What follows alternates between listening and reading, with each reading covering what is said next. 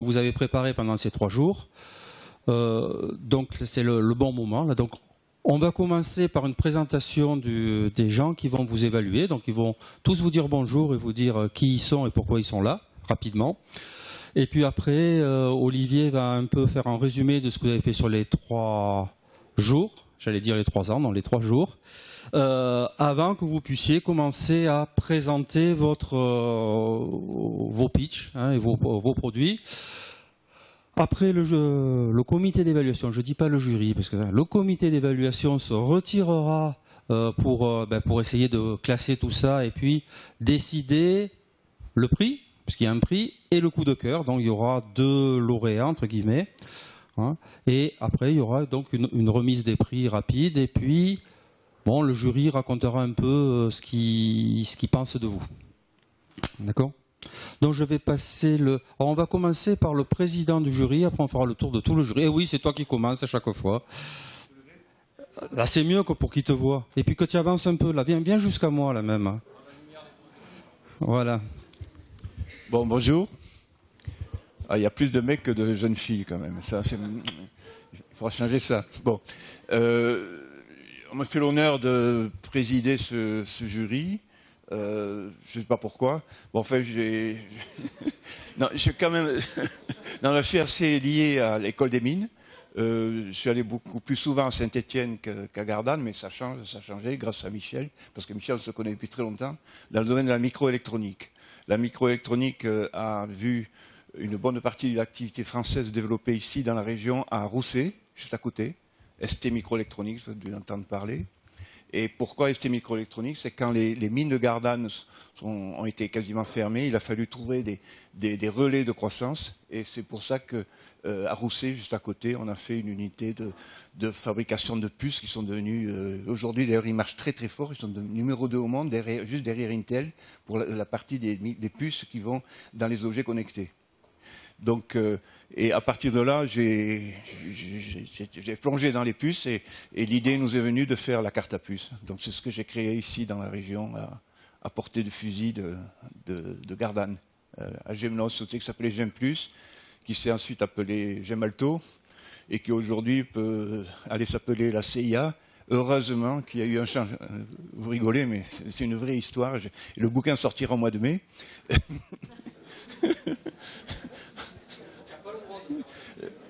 Alors on cherche le titre. La CIA m'a tué. TER, voilà. Non, c'est une idée. Bon. Donc voilà, j'ai tout dit, mais c'est vraiment une histoire incroyable. On avait des milliers et des milliers d'employés. Au départ, on était pour créer 150 emplois, et ça a été des dizaines de milliers dans le monde et des milliers et des milliers ici dans la région. Bon voilà, on va essayer de bien vous évaluer, de vous encourager surtout. Et surtout, je voudrais féliciter Michel et l'équipe qui va lui succéder, d'avoir pris cette initiative. C'est vraiment extraordinaire. Et vous faites mieux qu'à Saint-Étienne.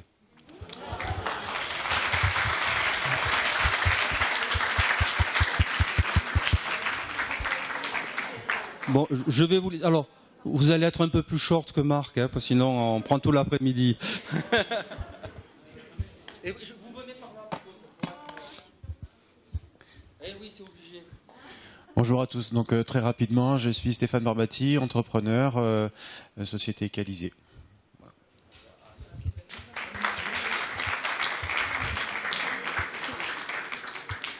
Bonjour, Anne Quentin, chargée d'affaires chez BPI France. On finance les entreprises et plus particulièrement les entreprises innovantes. Et moi, je suis chargée d'affaires sur toute la région PACA en électronique et microélectronique. Bonjour, je travaille à la métropole Aix-Marseille-Provence sur le territoire du Pays d'Aix et je suis au service innovation et développement des entreprises. Mais je crois que la métropole soutient en plus cette initiative, donc voilà, je suis d'autant plus heureuse d'être parmi vous aujourd'hui.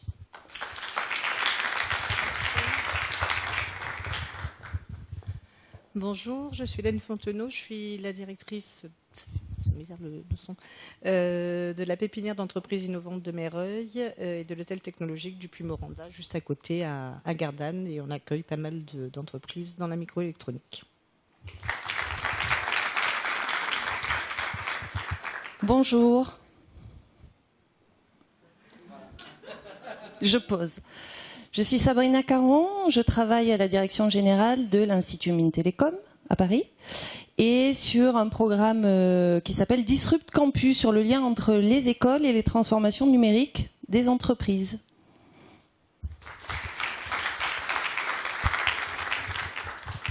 Bonjour, je suis France Alvides, présidente de Les Premières Provences, qui est un incubateur dédié à l'entrepreneuriat au féminin innovant.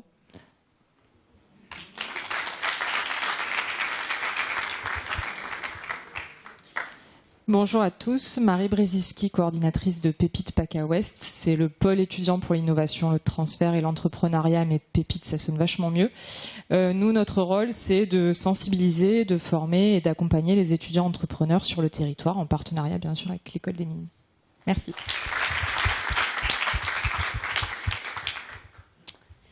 Bonjour à tous, moi c'est Laetitia Chaban, je suis responsable des programmes à destination des startups à The Camp, le campus d'innovation qui a ouvert pas très loin d'ici, près à Aix. Voilà.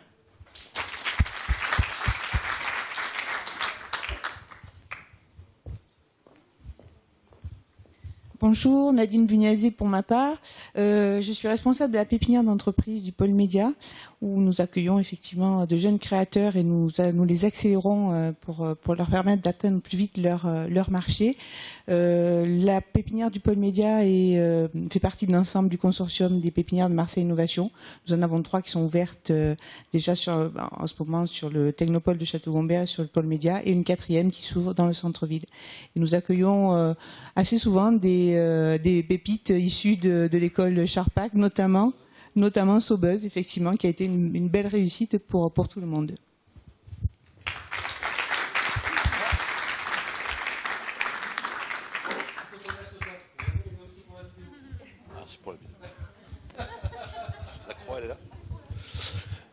Bonjour à tous, je me présente, Philippe Lalevé, directeur du campus.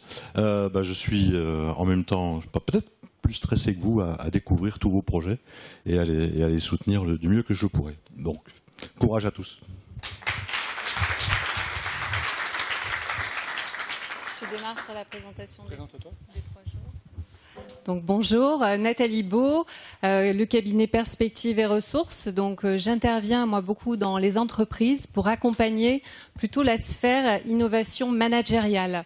Donc vraiment passer à l'action en mode plutôt intelligence collective et collaborative pour pouvoir avancer sur de nouveaux modes de fonctionnement. Bonjour à tous, Olivier Christol. Pareil, j'ai un cabinet de conseil en management et en innovation managériale qui s'appelle Mayotic & Co. Et donc j'accompagne surtout les entreprises sur des projets de transformation. Donc, vous êtes ici, donc je m'adresse essentiellement au comité.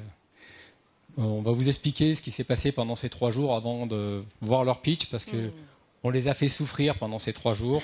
On les a travaillés au corps, on a fait notre possible pour qu'ils donnent le maximum, et on espère qu'on y est arrivé. Donc, on devait projeter ça sur l'écran, mais évidemment, la technique, vous savez ce que c'est, hein, au bout d'un moment, ça chauffe. Et donc, ce qui devait être sur ce grand écran se retrouve sur cette petite page. Mais l'idée, c'est quoi? C'est de comprendre qu'il y a eu 3 journées.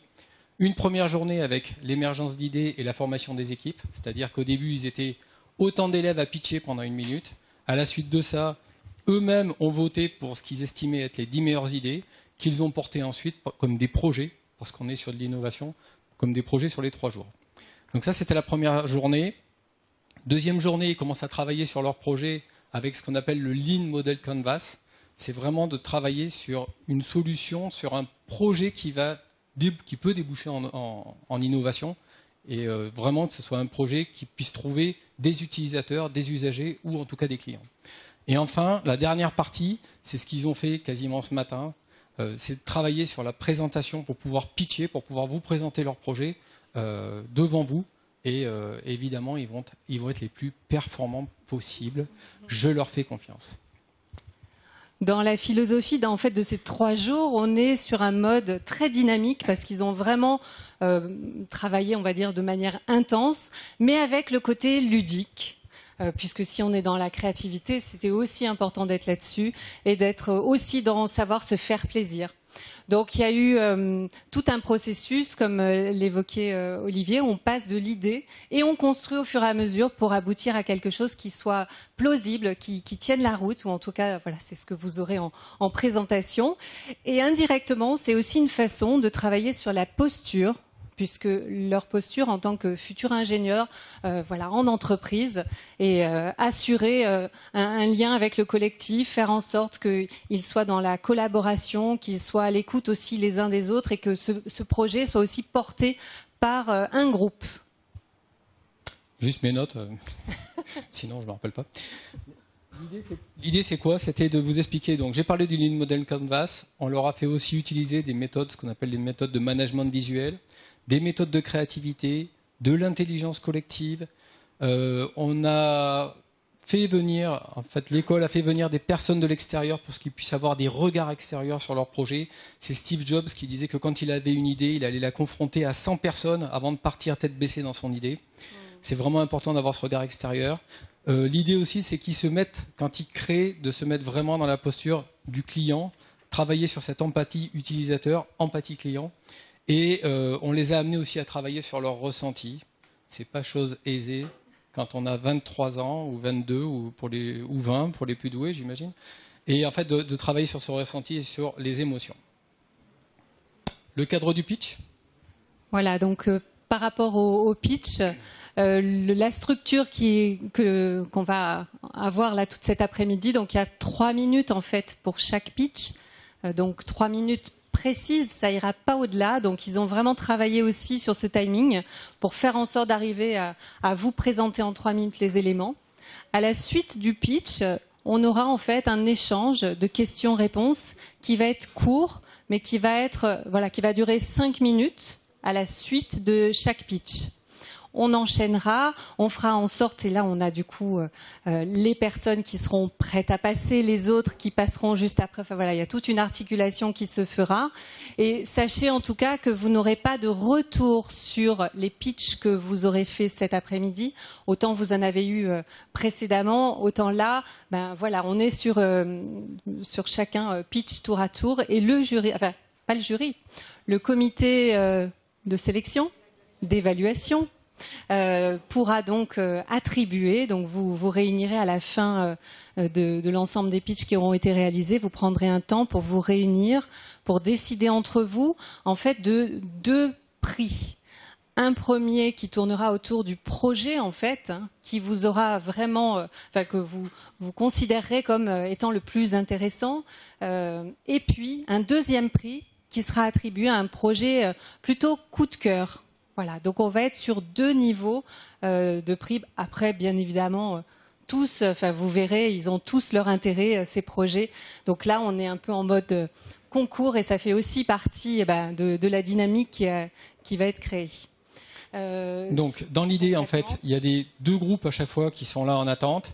Et Thibaut va prendre les 2 groupes qui seront à passer après. Il va... en fait, à l'extérieur, voilà, aller à l'extérieur, aller avec Thibaut, et en fait, il va pouvoir comme ça vous préparer mentalement, psychologiquement, vous coacher pour rentrer et donner le meilleur de vous-même. C'est ok? C'était ça que tu voulais dire? Oui.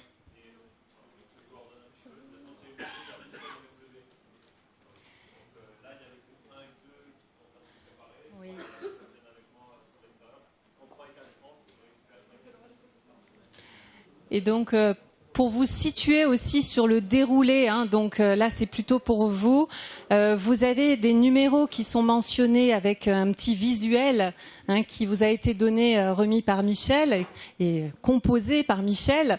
Alors pour arriver à suivre, en fait, on a un ordre de passage, c'est celui qui est indiqué sur ce paperboard, donc de 1 à 9, c'est l'ordre de passage, les chiffres en orange, et les chiffres à droite représentent les chiffres qui sont sur vos polycopes.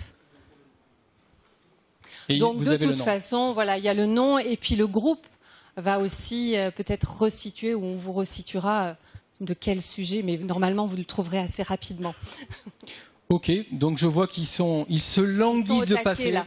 Alors moi j'ai un dernier message à tous là. Soyez beaux, soyez forts, soyez fiers, d'accord? Donnez le meilleur de vous-même, Faites-vous plaisir. Oui, voilà, quand même. Hein, faites-vous plaisir. Il n'y a que des gentils là. Faites-vous plaisir. Merci à tous. Merci.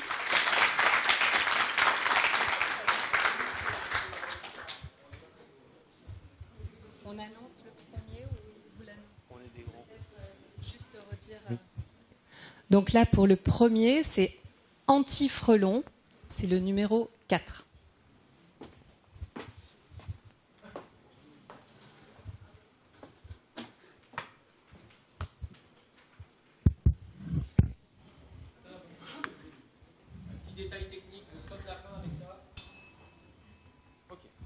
Ok.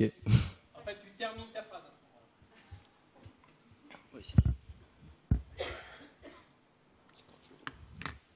Aujourd'hui, 55% des apiculteurs sont face à un nouveau fléau.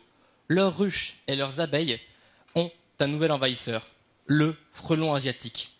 Celui-ci, venu d'Asie en 2004, envahit toute la France et aujourd'hui toute l'Europe. Avec sa violence inégalée, les abeilles européennes n'ont pas les manières de se défendre contre ce nouvel envahisseur. C'est pour cela que nous avons inventé aujourd'hui un système pour lutter contre les frelons asiatiques. Notre solution, donc le système anti-frelon éco-responsable. Donc petite maquette. Donc notre système est composé de 4 tours qui encercleront du coup les ruches d'abeilles et ces 4 tours seront équipés d'une caméra et d'un laser. Donc avec la caméra, on pourra détecter justement si les insectes qui passeront et ensuite avec le laser, on pourra justement neutraliser si un frelon arrive ou non. Et on est capable avec nous, notre système, donc de différencier un frelon d'une abeille et ainsi cibler spécifiquement les abeilles. Les frelons. Donc aujourd'hui, 60% des 50 000 apiculteurs français sont touchés par le frelon asiatique. En moyenne, ils ont 15% de pertes brutes de leur production qui sont dues à ces frelons, ce qui représente au niveau français 12 millions d'euros à gagner. Et ça, ce n'est que le niveau français. Aujourd'hui, le frelon asiatique se propage dans l'Europe entière, donc le marché est encore plus grand que cela. Le problème, c'est qu'aujourd'hui, les solutions actuelles ne sont pas satisfaisantes. Les pièges ne sont pas sélectifs. Les frelons européens, les frelons asiatiques, même les abeilles peuvent être piégés. Et les solutions chimiques ne sont pas environnementalement responsables. Souvent, elles laissent des traces et peuvent même perturber les abeilles. Nous avons le premier système qui est sélectif, autonome et éco-responsable, car nous ne laissons aucun impact sur l'écosystème européen. Pour réaliser ce projet, nous sommes constitués de 7 ingénieurs, donc tous dans des domaines assez variés, donc développement hardware, logiciel, et aussi des responsables commerciaux et financiers qui vont aller à la démarche directement des apiculteurs. Et au niveau de nos besoins, donc on aurait un besoin de 300 000 €. On commencerait en octobre par une phase de développement de nos projets qui se terminerait en février, où en parallèle on aura commencé une phase de prospection, c'est-à-dire qu'on a déjà commencé à contacter des apiculteurs pour justement commencer le déploiement en début février et ainsi ensuite avoir déjà un retour dès mars quand les abeilles commencent justement à sortir de leur ruche et à les butiner pour ensuite déjà préparer une deuxième version. Et n'oubliez pas, face aux frelons, be safe.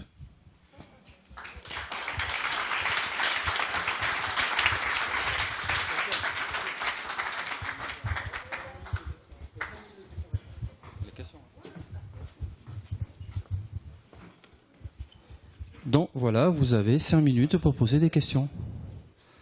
Qui c'est qui commence ? Bon, bravo pour votre présentation. Je pense que les enjeux sont extraordinaires, mais je n'ai toujours pas compris comment vous identifiez les frelons par rapport aux autres insectes, comment vous faites la discrimination même entre différents types de frelons. Alors justement, en fait, on a notre laser. Donc notre laser va justement cibler un insecte, donc peu importe ce que c'est. Et ensuite, en fonction de la fréquence de battement d'aile, on est capable de différencier justement si c'est un frelon asiatique ou d'un frelon européen ou d'une abeille. Vous êtes sûr de ça? Oui, on est sûr. En fait, il y a déjà un système à peu près équivalent qui existe justement et qui est capable de distinguer les moustiques d'autres insectes volants. Et est-ce que vous faites la différence entre un frelon mâle et un frelon femelle? Oui, on peut la faire parce que justement le frelon femelle est beaucoup plus gros qu'un frelon mâle. Et dangereux. Et dangereux aussi. Oui, ouais. C'est normal.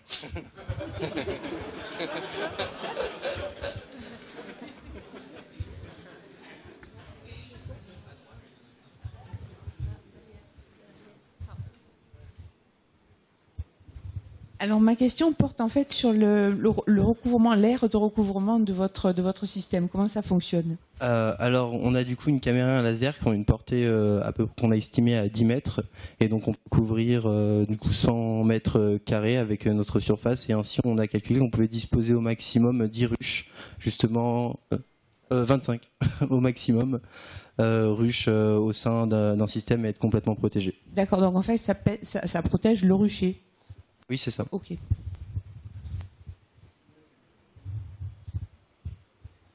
Elle vous est venue comment l'idée? Alors on va vous laisser parler, porteur de projet. L'idée, elle vient un peu de la vidéo en fait. C'est surtout de voir de plus en plus d'interventions sur les nids de frelons. Et donc par rapport à ça, savoir comment est-ce qu'il avait la possibilité de se propager aussi rapidement sur le territoire français.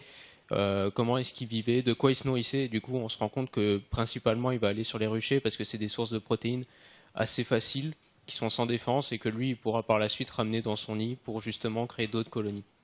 Donc c'était savoir comment est-ce que nous, on pouvait apporter quelque chose aux apiculteurs et lutter contre la menace.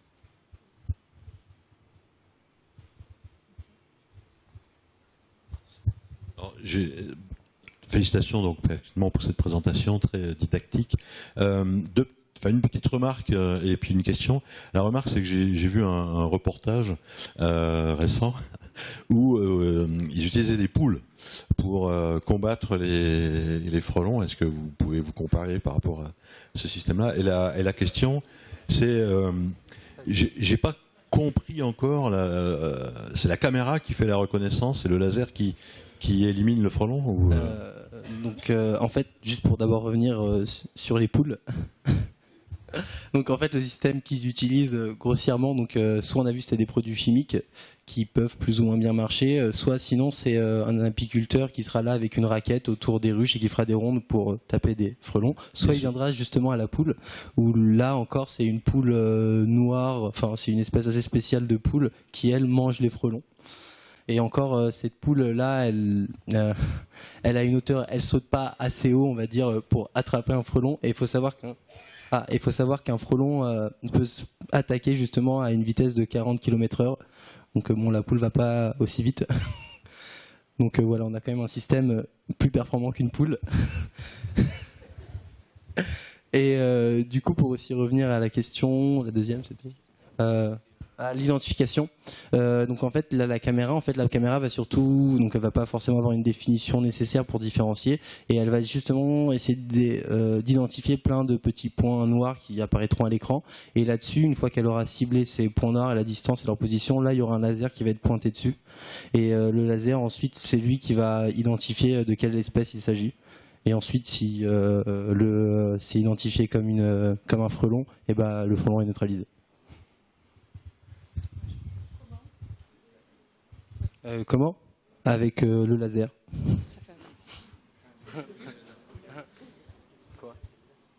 Moi, j'avais aussi une question. Bravo pour l'idée en tout cas. Vous avez exposé 300 000 euros en besoin de financement, mais comment vous allez en gagner de l'argent? Par quel système du coup? Par quel business model? C'est juste que...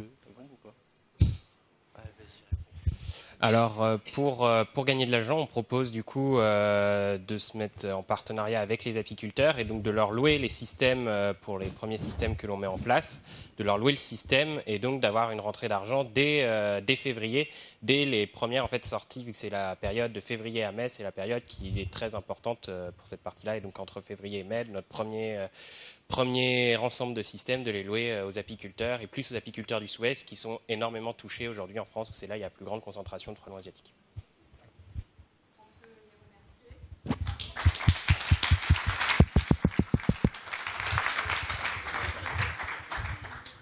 Pour le groupe suivant, ça sera le groupe Déchets-Go. Donc vous devez l'avoir au numéro 3. Ah oui, exact, il faut le reculer.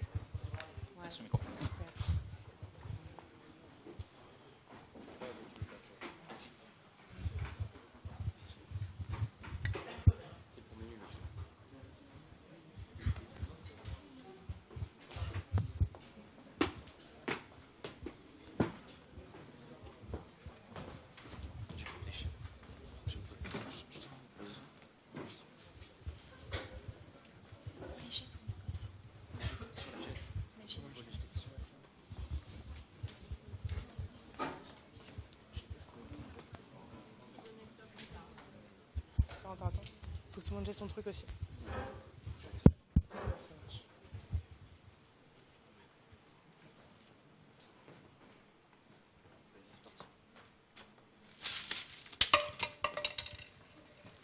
Vous avez vu ça? Ça m'a pris 1 seconde. Bon, je suis d'accord avec vous aujourd'hui, c'est pas la météo optimale pour aller à la mer. Mais souvenez-vous cet été, au Prado ou à Cassis, nos plages en étaient remplies de déchets. D'après une étude du Conservatoire du littoral, la région Provence-Alpes-Côte d'Azur dépense au bas mot 1,3 million d'euros par an dans le ramassage des déchets sur nos plages.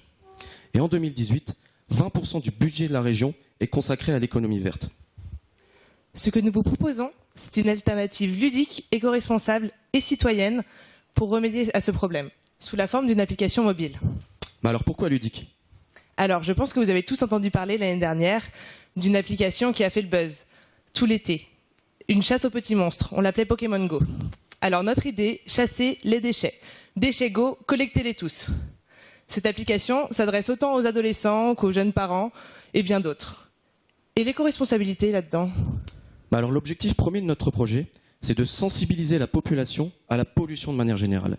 C'est-à-dire qu'une personne qui voit un déchet par terre qui n'est pas le sien ne va pas prendre l'initiative de ramasser et d'aller jeter ce déchet.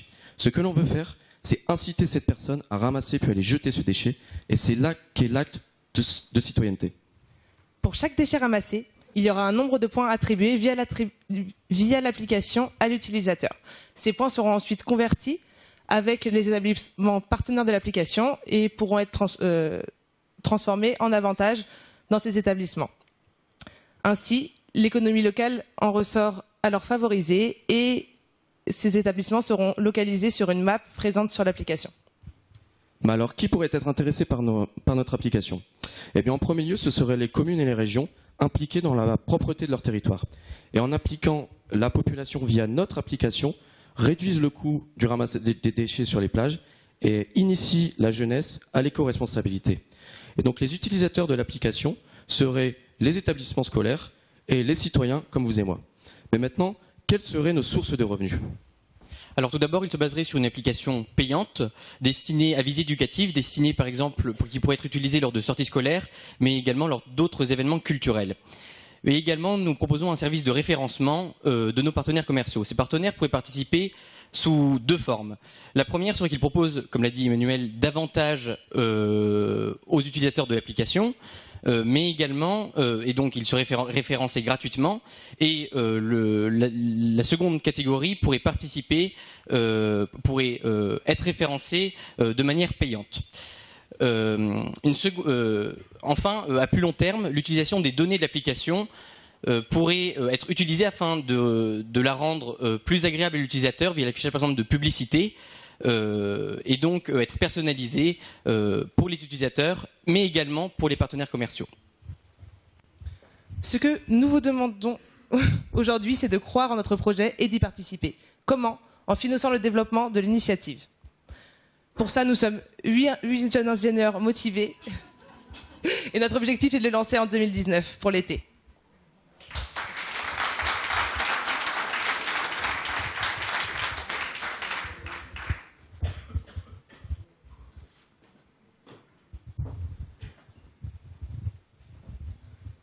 Merci. Une question concernant la cible. Vous avez évoqué les citoyens de manière générale, les enfants, les écoles, les parents.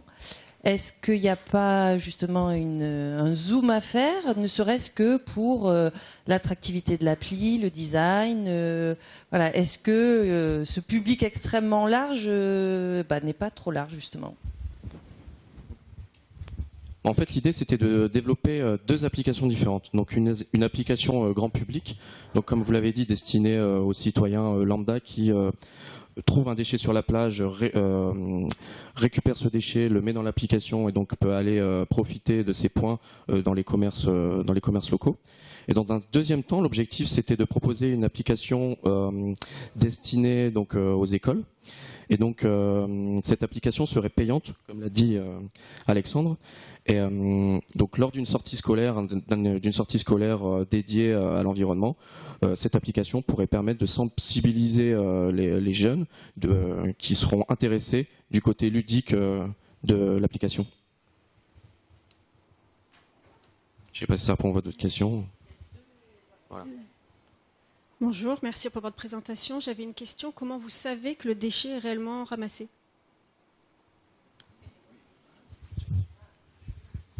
Alors, nous, on se base donc déjà sur la confiance envers les utilisateurs, c'est la première chose.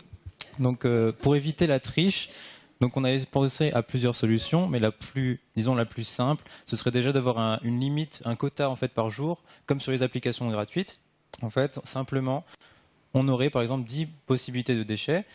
Donc, on prend en photo 10 déchets, et donc au maximum, on peut éviter la triche au niveau des magasins. Après, le deuxième point, c'est est-ce que les applications, donc si j'ai bien compris votre question, c'est est-ce que les déchets ramassés atterrissent effectivement dans la poubelle?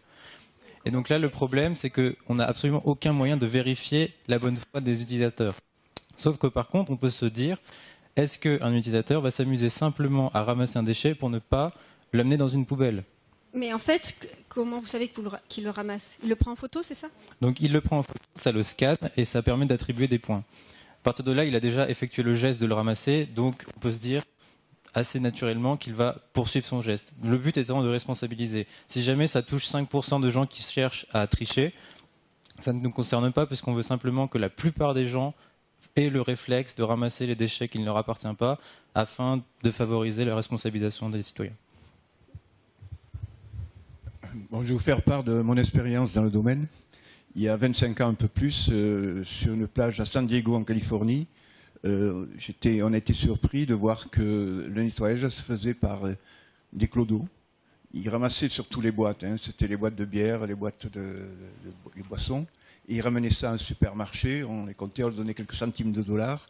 Et voilà, ils me retournaient boire un coup après avec l'argent qu'ils avaient récupéré.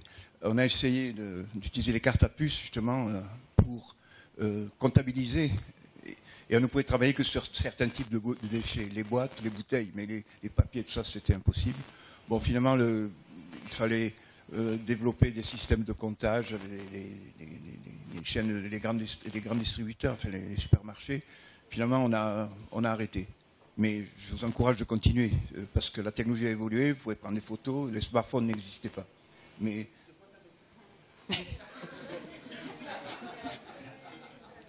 Je les conseille. Merci. Non, je dis qu'on a essayé, on s'est planté parce que la technologie n'était pas là. Peut-être aujourd'hui, les smartphones, les photos, les ceci, les cela. Et c'était très limité aux boîtes et aux bouteilles. Et le problème, c'est que les Californiens qui collectaient ça, ils ramassaient de l'argent, c'était pour aller boire à nouveau. Donc ils remettaient quelques boîtes déjà dans le circuit.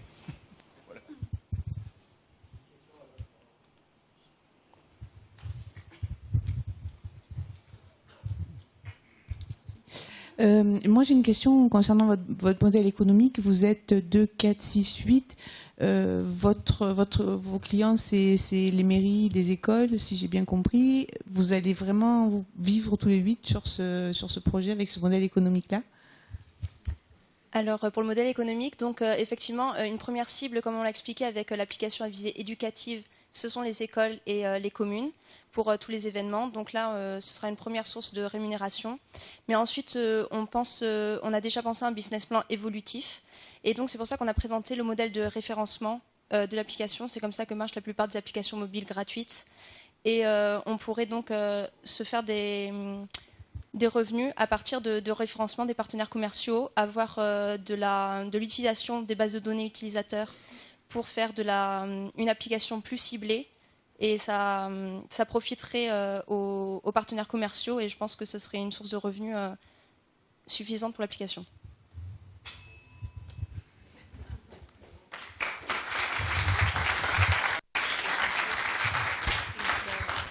Merci, on vous laisse reprendre vos papiers. Mais bien sûr, c'était pas la peine de leur dire, c'était spontané là, cette fois-ci, c'est bon. Pour les suivants, les suivants, on va être sur le bruit, donc sur la réduction du bruit. Et c'est le projet numéro 7. Allô ? Réduction de bruit. Vous le trouvez, numéro 7. C'est bon? Non, on peut juste prendre le... Vous avez besoin de deux micros? Oui. Qui prend le deuxième?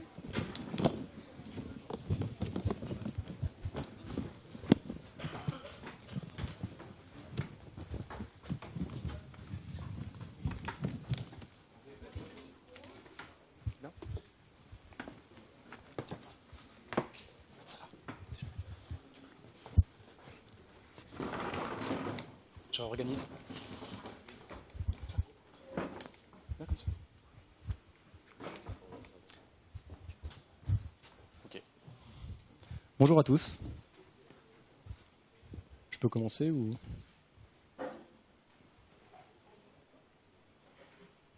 Alors, bonjour à tous. Pour commencer, moi j'aimerais juste qu'on écoute quelques secondes ce qu'on entend ici, là. Je ne sais pas si vous entendez le petit bruit de fond, cette pollution sonore qu'on entend tout le temps, qu'on entend tous les jours, et qui nous dérange en fait sans qu'on s'en rende forcément compte. Et nous justement, on veut mettre en place une solution qui s'appelle Smart Mute, et qui permet de lutter contre ça. Aujourd'hui en France, et même en Europe, 70% des actifs subissent cette pollution sonore. Ça peut amener des maladies, ça peut amener énormément de choses, comme par exemple de la surdité, des AVC, de l'hypertension. C'est un problème extrêmement grave qu'il faut prendre en compte. En Europe, 10 000 personnes par an meurent de façon prématurée à cause de cette pollution sonore, à cause de cette nuisance. Et ça représente 20 milliards d'euros par an de pertes de productivité pour les entreprises. Donc il y a réellement quelque chose à faire. Nous, ce qu'on propose, c'est une solution. On prend 4 enceintes qu'on installe. On a un réseau de neurones, un deep learning, qui est représenté ici. Et l'idée, c'est que ce réseau, donc par exemple, si on prend un cas, là je suis en train de parler, le réseau apprend à reconnaître ma voix, apprend ce que je suis en train de dire, et tout simplement va éliminer les nuisances. Donc imaginons que ma voix c'est une nuisance, bah, tout simplement ça va faire quelque chose comme... Voilà. Et c'est pour ça que nous avons une solution, parce que moi je peux encore parler maintenant, parce que ma voix n'a pas été apprise, elle n'est pas considérée comme un bruit nuisant. Alors, notre solution s'adresse principalement donc aux industries. Nous l'avons expliqué parce que c'est là où sont les principales sources de bruit.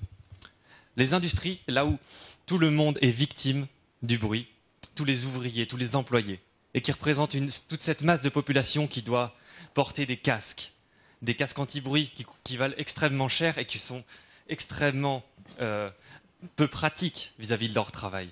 Donc, nous proposons une solution qui permet à la fois de répondre aux normes qui sont obligatoires dans ces industries, mais aussi donc, de faire des gains de productivité pour les employés, parce que ceux-ci n'auront plus à porter tous ces casques et ces protections.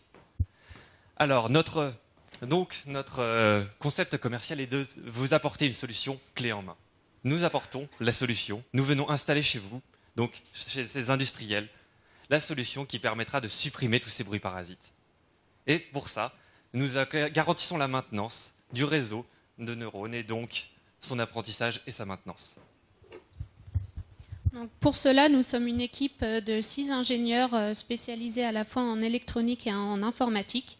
Et ce que nous recherchons aujourd'hui, ce serait un partenaire industriel qui nous aide et qui nous permette de finaliser notre première phase de développement pour tester un prototype dans un milieu réel avec le bruit ambiant des machines pour avoir une vision plus réelle de ce qui peut être fait en entreprise.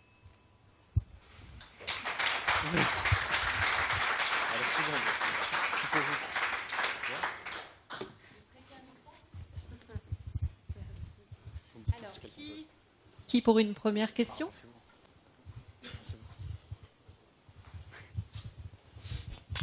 Merci pour cette belle présentation. Toute petite question technique. Comment le son est supprimé? Par un laser ou Exactement, oui, par un laser. Non, en fait, on envoie une onde inverse. À ce qu'on enregistre, on envoie une onde inverse qui va être destructive, en fait, qui va annuler, enfin, qui va produire en fait une onde plate, tout simplement. Donc le son va être annulé, purement et simplement. en termes d'énergie, c'est pas compliqué? En termes énergétiques, c'est pas particulièrement compliqué puisqu'il suffirait de réémettre un son d'une puissance équivalente et ça serait pas énergétiquement le problème. Non.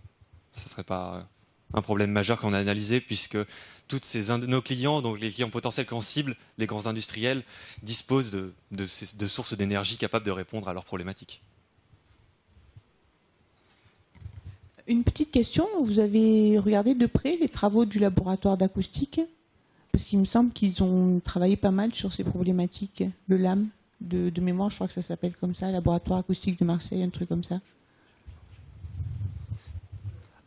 Alors, on n'a pas pu se renseigner sur tout ce qui se faisait à l'état de l'art actuellement, mais on sait qu'il existe de diverses solutions actuelles pour la suppression active de bruit, mais principalement grâce à des casques, tous les casques qui existent déjà, mais c'est pas des solutions qui seraient en environnement ouvert. Justement, par rapport à d'autres solutions existantes dans les usines ou les industries. Enfin, moi, je suis pas ingénieur et du coup, j'ai pas une idée du coût que ça représente de mettre en place votre solution, mais comment vous vous positionnez par rapport à un casque qui est quand même pas très cher. En fait, les casques sont pas si peu chers que ça, en fait. C'est que sur une ligne de production, s'il y a 100 personnes, par exemple, il va falloir 100 casques à 300 €. Donc très vite, le budget devient lourd pour une entreprise. En plus, il faut les changer régulièrement, donc c'est quelque chose...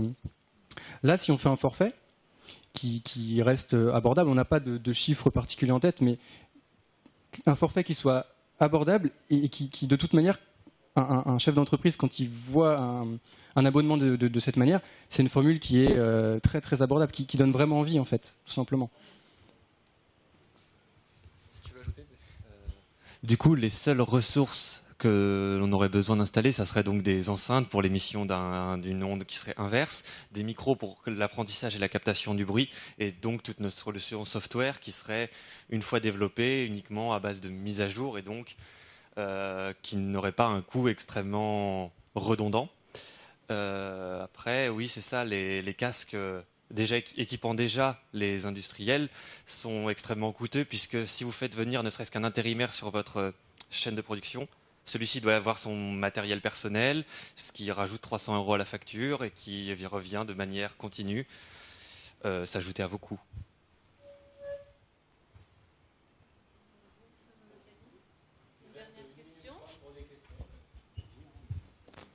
C'est quelqu'un? C'est pas obligatoire de prendre des 5 minutes, c'est comme vous voulez. Bon, eh ben, on vous remercie.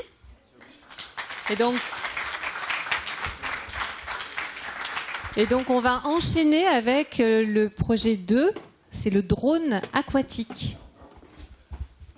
Le drone aquatique, le numéro 2.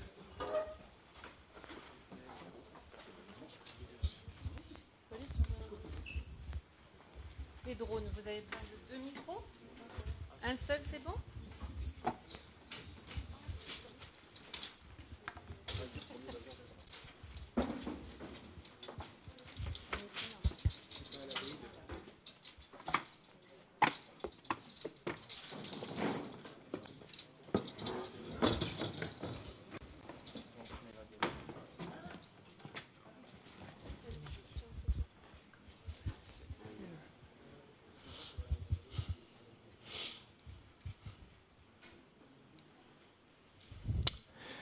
Bonjour à tous. Alors avec notre équipe iCleanSea, on s'est intéressé à une problématique qui nous tenait particulièrement à cœur, c'est la protection de notre littoral et de nos plages. On est parti sur un constat simple, 7 millions. C'est le nombre de tonnes de déchets plastiques déversés chaque année dans nos océans. Ensuite, on s'est intéressé à leur origine. 80% de ces déchets proviennent de l'activité humaine terrestre qui vient être déversée dans les cours d'eau et qui, par la suite, est acheminée vers nos littoraux et nos plages. À l'heure actuelle, pour la récolte de ces déchets, il existe des solutions, mais des solutions pas adaptées à notre littoral, dans le sens où, d'une part, il existe uniquement des solutions pour les déchets, les marées de déchets en haute mer, type solution de filet. Il existe des solutions statiques pour la récolte des déchets dans les ports. Mais aujourd'hui, à l'heure actuelle, il n'existe aucune solution viable et efficiente pour la récolte des déchets sur nos plages, les déchets aquatiques. On est parti donc sur une solution simple, iCleanSea. C'est une solution d'identification et de récolte des déchets aquatiques de façon éco-responsable et intelligente. Cette solution, elle est basée sur 3 dispositifs. Un premier dispositif, c'est un drone aérien qui va s'occuper du mapping de la zone à nettoyer et donc qui va identifier les déchets.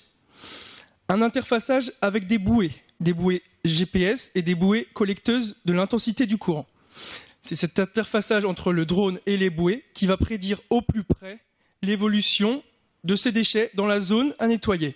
Et c'est là qu'on parle d'une solution intelligente. Une fois ce diagnostic réalisé par ce drone, c'est là qu'intervient donc des robots aquatiques qui vont venir, selon l'itinéraire prédéfini, directement collecter les déchets de façon optimisée. Comme vous pouvez le voir sur la simulation, on a un drone qui balise la zone, les bouées sont en jaune. Il identifie le petit déchet cercle rouge. On a un robot récolteur qui vient le récupérer. Le robot récolteur se place à la bouée et donc va placer sa poubelle au niveau de la bouée. Par rapport à nos clients, on a deux clients principaux. Ça va être tout d'abord les collectivités maritimes et les hôtels et entreprises privées en lien avec des plages privées. On a une idée de business model. On veut proposer notre solution sous la forme d'une prestation de service qu'on va proposer directement aux collectivités afin qu'elles puissent directement, via leur réglementation, ensuite indirectement imposer aux hôtels de leur collectivité l'usage de cette solution. En termes de chiffres, une collectivité dépense environ 30 000 € par saison pour le nettoyage de ses plages. Il y a 800 collectivités sur le territoire français. On est à plus de 20 millions d'euros de potentiel. Merci à tous. C'est dommage. En fait, c'est le truc qui m'a stressé. C'est dommage. Je vous laisse si vous avez des questions. Des questions ? J'aurais voulu savoir le coût de cette solution. Alors, en termes de matériel technique, on avait prévu 20 000 € et on voudrait faire une levée de fonds de 200 000 €. Non, en fait, le coût, comment vous allez la vendre, cette solution en fait. En fait, par rapport aux chiffres que mon collègue avait présentés, à ce que ça chiffre pour les communautés de nettoyer leurs plages, on pensait avoir proposé un service de prestation de 1 000 € par mois par plage pour faire le nettoyage par drone. Et le nettoyage pendant la saison estivale se fait une fois par jour. D'accord, merci. Vos bouées sont fixes ou vous les déplacez de site en site? Ouais, les bouées sont fixes, ils ont du GPS aussi pour aider à l'estimation des courants. Et à part ça, on a aussi des antennes qui sont sur la côte, qui sont utilisées aussi pour faire l'estimation des courants, pour qu'on puisse planifier de façon optimale la trajectoire du robot qui va prendre les déchets. Alors 1 000 € par mois? Par mois. Ça couvre pas les coûts. Après, on vous avoue qu'on n'a pas forcément une estimation très précise de la solution parce que ça, vraiment tout va se jouer sur la R&D et le temps d'utilisation. Mais bon, pour le moment, on sait qu'il y a quand même un potentiel derrière. On verra après la prestation plus en détail. Donc, il faut un équipement par site. Dès qu'il y a un site sur un périmètre donné, il faut un équipement. Oui, normalement déjà les plages privées, ils ont des bouées, donc on a pensé juste qu'on équipait ces bouées déjà existants. Et après, on a pensé en plusieurs robots collecteurs par plage, de façon que chaque robot, en fait, il y a une surface à peu près de 40 km carrés pour prendre les déchets. Et juste une question concernant les autorisations. Alors c'est vraiment une question que je me pose, mais l'autorisation pour poser tout votre système dans la mer, mais y compris parce que vous êtes sur la plage, donc là où les gens se baignent, le robot, mais oui, techniquement, je ne vois pas très bien. Alors le robot, il va intervenir sur des horaires. À des horaires très précises, donc c'est-à-dire avant les heures de baignade, donc au moment où les plages vont être nettoyées par du personnel sur Terre, ou alors après les heures de baignade. Voilà, donc il n'y aura pas d'interaction entre l'homme et nos machines. Du coup, j'imagine que vous êtes plutôt sur des déchets plastiques quand même un peu gros. En tout cas, moi, parce qu'à The Camp, on fait un défi sur la dépollution des océans. Et en fait, la problématique, c'est que le plastique, c'est plutôt des microparticules à récupérer que les gros déchets qui sont problématiques. Mais bon, ça, c'est... Enfin, en 3 jours, je n'étais pas obligée de creuser jusque-là. Non, et moi, ma question, c'est sur le potentiel de votre marché, parce que moi, j'espère qu'on fera plutôt baisser le chiffre. Donc, comment on s'attaque à la source du fait qu'on ne met pas de sacs plastiques dans l'eau? Et donc, finalement, le but, c'est quand même que vous tuez votre propre marché. Après, là, ça va être vraiment un échange avec les collectivités pour mener vraiment une politique de développement durable par rapport à l'usage de ces sachets. Ça ne va pas uniquement être la prestation de notre solution, ça va être vraiment essayer de travailler avec les collectivités pour mettre en place une stratégie pour réduire les déchets aquatiques. Nous, c'est juste qu'on va intervenir vraiment sur la phase en amont, les conséquences du rejet des sachets plastiques, etc. Mais bien sûr, après, on n'a pas vocation non plus à changer toutes les mentalités. Ce n'est pas l'objectif premier, nous, actuellement. Il faut aussi préciser qu'on n'a pas que les sachets plastiques comme déchets donc, qui viennent d'origine terrestre. Donc on a plusieurs types de déchets possibles.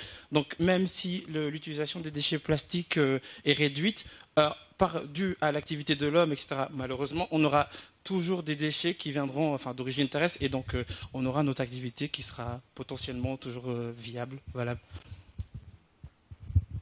Heureusement, il y a de la pollution.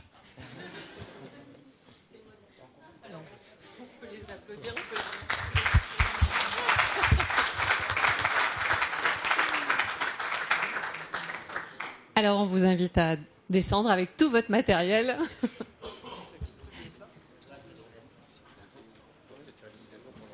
Oui. Donc, pour le groupe suivant, nous avons No Paper Pen. No Paper Pen qui doit être en neuf.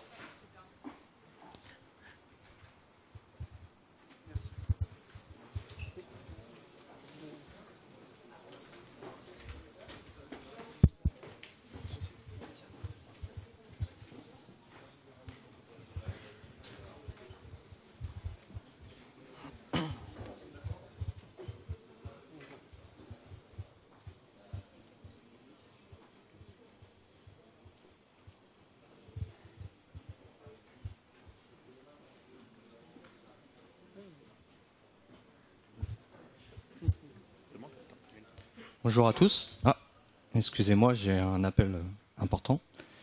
Allô? Oui, bonjour. D'accord. Est-ce que j'ai quelque chose pour noter votre numéro de téléphone? Non, j'ai pas sur moi, non.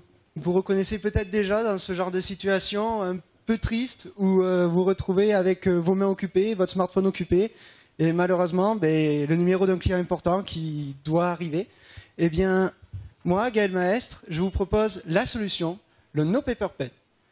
En soi-même, ça ressemble à un simple stylo, mais il s'agit en réalité d'un système électronique intelligent qui est capable d'enregistrer votre écriture directement dans votre ordinateur ou votre smartphone. La preuve? Je vous écoute. Alors, 06 10 11 12 13 14. Très bien, c'est noté. Merci. Vous avez vu ce qui s'est passé? Nous avons pu prendre en note, sans papier, sans support, exactement ce qu'il fallait. Pourquoi? En fait, ce stylo, il s'agit d'une solution 2 en 1. La première partie de la solution, qui est, vous me direz, la plus banale, c'est simplement, vous pouvez écrire sur un papier et directement enregistrer votre écriture manuscrite dans votre ordinateur. Jusque-là, rien d'exceptionnel, quelque chose d'assez banal chez nos concurrents. Aujourd'hui, ce que nous avons aussi, c'est la possibilité d'écrire sans papier et sans support. C'est-à-dire que vous allez pouvoir prendre vos notes n'importe où, n'importe quand et n'importe comment. Quel est l'intérêt de ceci? En fait, l'intérêt est de cibler des clients, donc c'est-à-dire des professionnels qui sont en déplacement. Prenons par exemple des ingénieurs, des chefs de projet ou des artistes par exemple, qui voudraient prendre en note à un instant précis, sans nécessairement devoir avoir avec soi des blocs-notes ou des papiers, une idée peut-être critique, voire vitale pour votre entreprise. Les seconds clients seraient les étudiants qui, eux, voudraient par exemple se débarrasser de l'effroyable pile de papier qui se promène pour l'instant dans les sacs, voire même éventuellement, pourquoi pas, prendre des notes sur les PDF qui sont actuellement dans nos ordinateurs. Notre solution, se chiffrerait à 80 €, prix grand public. Pour ceci, donc pour réaliser cette solution, nous avons une équipe. Cette équipe, donc, nous avons 2 ingénieurs en informatique, élèves ingénieurs, 2 élèves ingénieurs en électronique et moi-même en tant que chef de projet. Notre demande, 4 ingénieurs électroniques, pardon. Excusez-moi. Finalement, donc, notre demande serait de 500 000 € pour financer déjà le lancement de nos 6 mois de recherche et de développement et le lancement de nos 6 mois de production qui sont aujourd'hui encore relativement chers puisque nous sommes avec du matériel électronique. Merci beaucoup.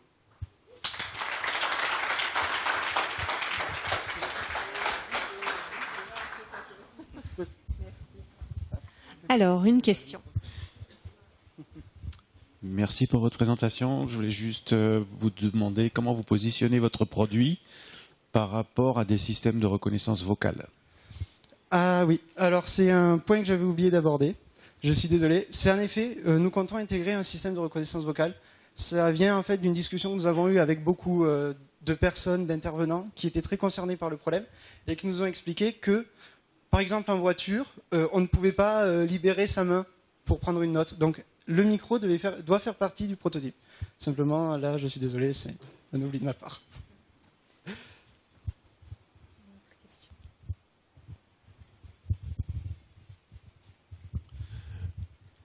Super idée, mais je trouve que vous n'êtes peut-être pas allé assez loin dans les usages de cet outil, parce que la technique qui est derrière de reconnaissance de mouvement, qui est assez compliquée, est-ce que c'est pas réducteur de l'associer uniquement à une écriture virtuelle?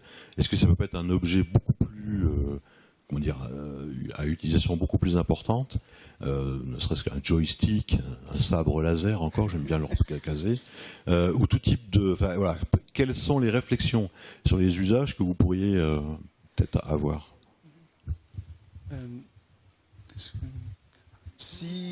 En fait, si nous prenons l'ensemble des usages, c'est vrai que nous restons vraiment sur une gamme d'usages possibles très large, si je comprends bien ce que vous vouliez dire. Ouais.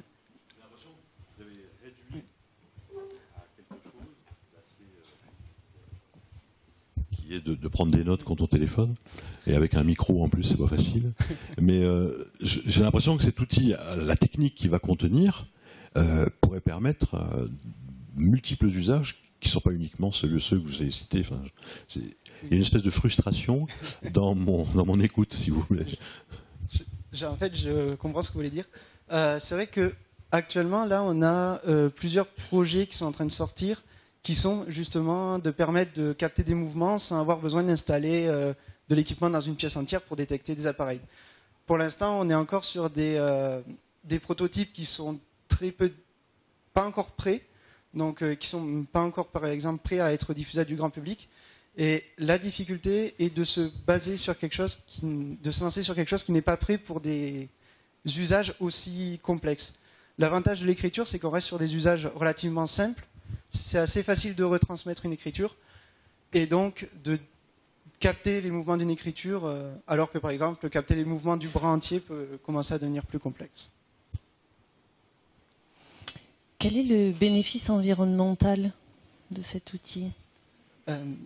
Alors nous, pour notre part, le bénéfice environnemental, ça serait surtout pour en fait continuer l'effort actuel de l'évolution du domaine de l'éducation et du travail dans le numérique, puisque actuellement, par exemple, malgré le fait que nous, par exemple, nous étudiants, avons de plus en plus de cours sous format numérique, la plupart du temps, nous continuons à prendre nos notes vraiment de manière manuscrite sur papier.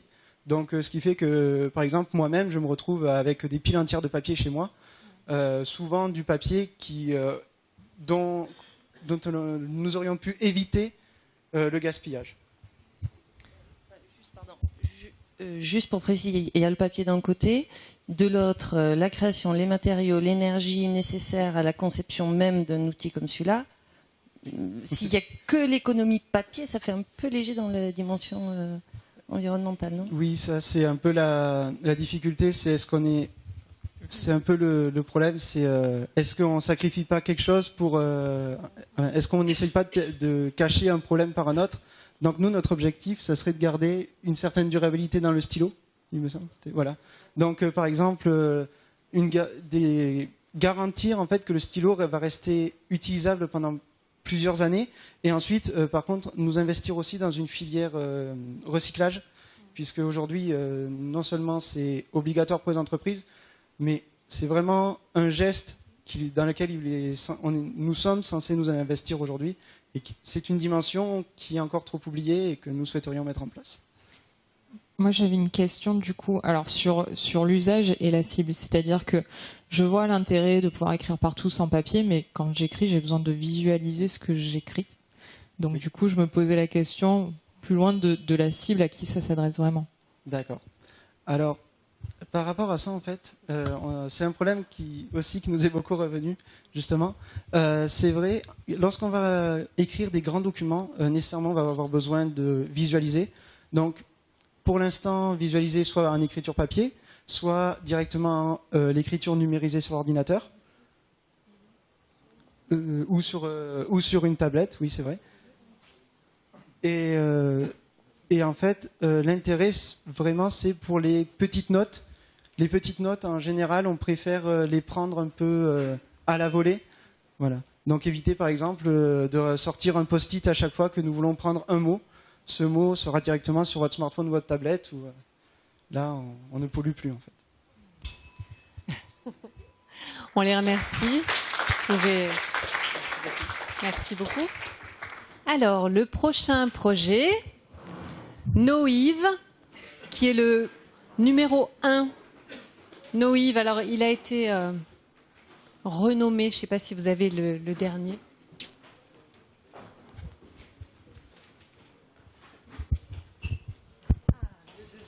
Merci beaucoup.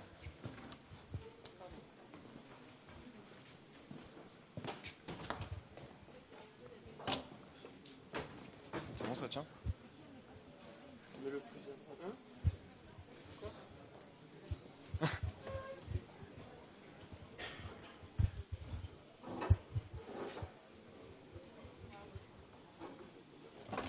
Oui, on arrive.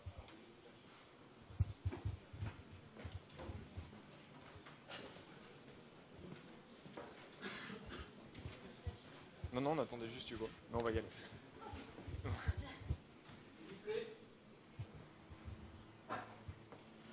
Donc bonjour à tous. Qui éteint systématiquement son ordinateur en partant du bureau?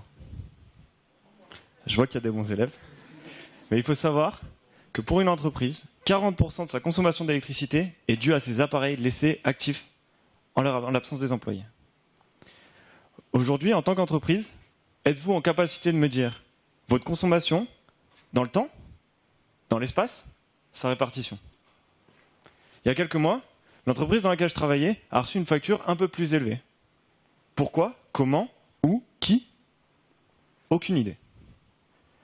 Nous avons donc cherché une solution capable de donner la répartition dans le temps, dans l'espace. Avant, vos factures, elles ressemblaient à ça. Aucune information. Avec Noïve, elles ressemblent à ça. Vous serez en capacité de savoir heure par heure, pièce par pièce, appareil par appareil, votre consommation électrique. Maintenant, la question que vous allez tous vous demander, c'est qu'est-ce que Noïve? Eh bien, Noïve, c'est ça. Alors, Noïve, c'est composé de 3 éléments. Donc, tout d'abord, les systèmes de prise électrique, la base et l'application. Notre système disposera de 2 fonctionnalités importantes. La première, un mode automatique. Vous allez pouvoir, quel que soit l'endroit où vous soyez, vous pouvez regarder à tout moment votre consommation électrique. Vous pouvez la contrôler, la planifier, allumer, éteindre tous les appareils que vous souhaitez. Maintenant, ce que vous allez me dire, c'est que cette solution existe déjà chez nos concurrents. Et vous aurez raison. Notre apport, notre fonctionnalité supplémentaire, c'est notre assistant de vie. À l'aide du traitement d'une base de données, donc un traitement personnalisé, donc qui vous ressemble, nous allons pouvoir vous administrer un traitement de choix pour votre consommation électrique et ainsi diminuer votre facture électrique. Donc notre système se veut innovant, intelligent, mais aussi facilement implantable dans votre entreprise. Vous n'aurez aucune difficulté à utiliser les plugs et les prises électriques que nous allons vous donner. Enfin, si le projet vous plaît, on peut parler retour sur investissement. Pour ce qui est du retour sur investissement, on s'engage à vous permettre en 1 année de rembourser vos frais d'abonnement qu'on va vous proposer et vos frais aussi d'achat du système électrique. Aujourd'hui, nous sommes 6 ingénieurs en informatique et en électronique, motivés pour mener à bien ce projet. Ce que nous cherchons, c'est à implémenter notre solution sur des logiciels et aussi de mettre en place la production et finir la mise en place d'un prototype pour nos prises connectées.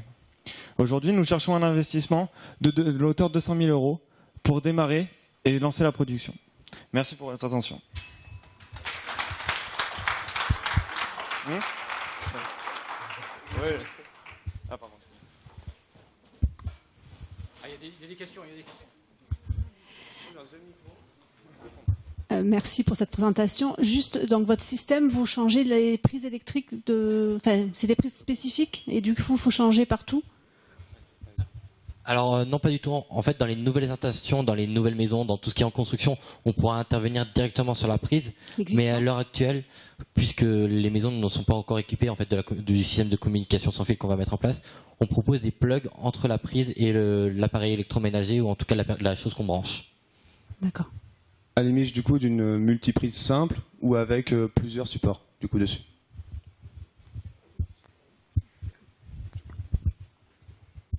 Et du coup, on peut avoir une idée du coût de revient pour une famille de votre projet là? Alors pour une famille, il faut savoir qu'aujourd'hui, la consommation des appareils en veille, c'est 10% de sa consommation d'électricité. Donc grosso modo, ça ferait une économie de 100 € par an. Et on a essayé d'estimer que la mise en place de notre produit, alors qui à la base est pour les professionnels, mais qui à terme peut s'étendre sur les particuliers, coûterait à peu près l'équivalent de cette différence de consommation à la mise en place la première année. Et après, suivant l'économie qui est faite, l'abonnement sera ajusté. Donc il y a un pourcentage sur l'économie qui est faite qui permet d'ajuster le montant de l'abonnement.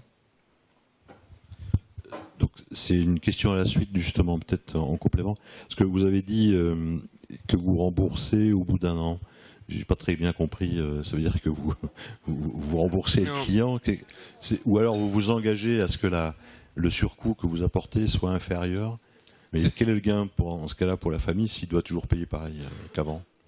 En fait, c'est ça. On s'engage, on dit en début d'année, on va vous faire économiser de temps. Donc on vous dit, vous devez payer de temps. Et c'est la fin de l'année, à la réévaluation de la facture, on se rend compte que vous n'avez pas économisé autant qu'on vous avait dit. On vous rembourse la somme qui n'a pas été économisée.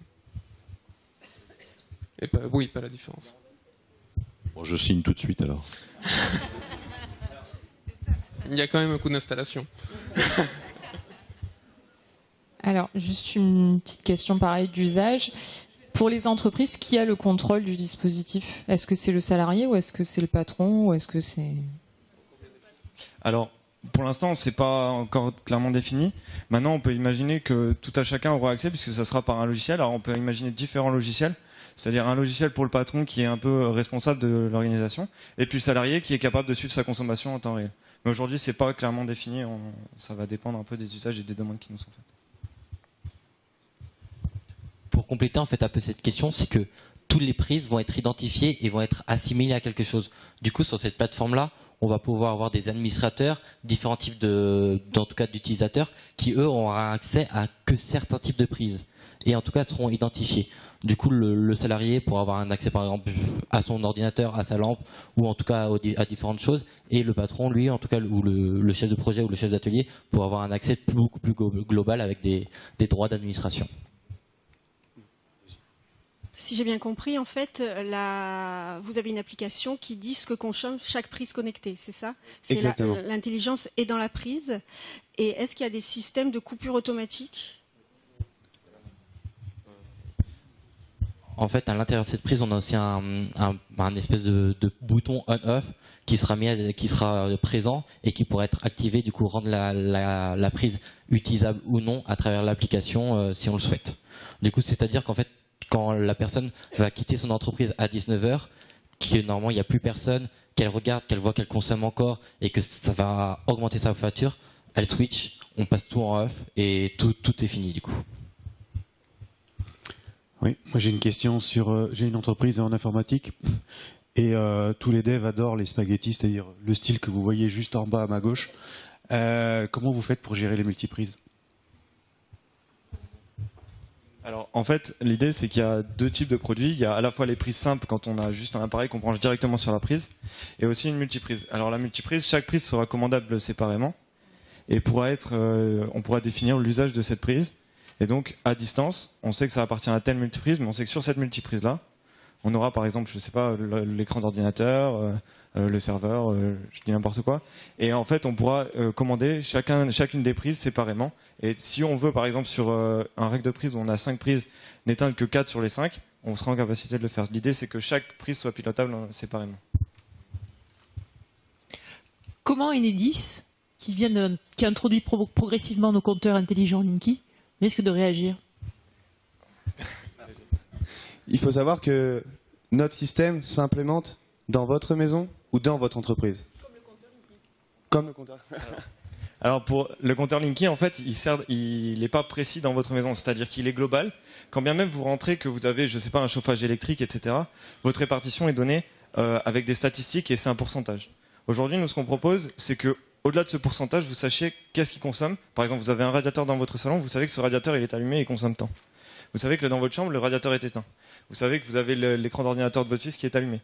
Et en fait, l'idée, c'est que au-delà de pouvoir savoir qu'est-ce que vous consommez dans l'ensemble, c'est que vous soyez en capacité de savoir ce que vous consommez pièce par pièce, élément par élément.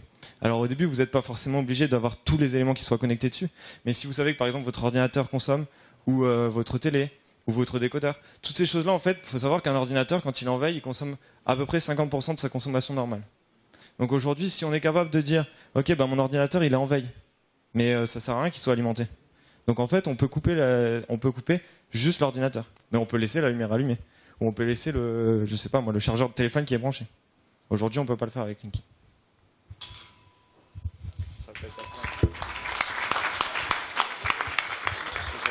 Merci.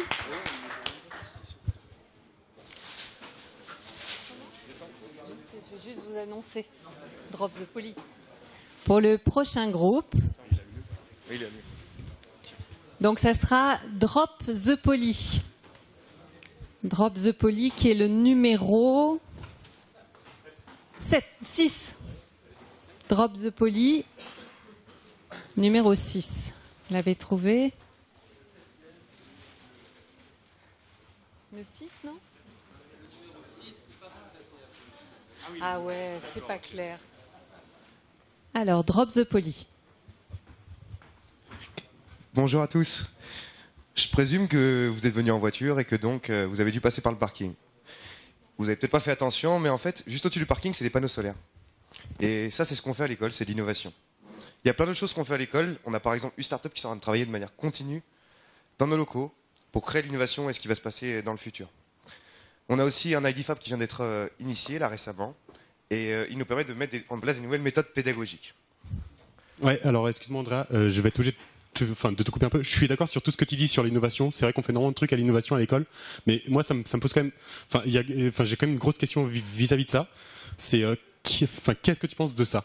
Parce qu'à l'école, on continue encore d'imprimer tous nos polys, tous nos supports de cours, et c'est quelque chose qui est vraiment pas écologique. Enfin, on voit bien le volume que ça représente. On a été se renseigner un peu.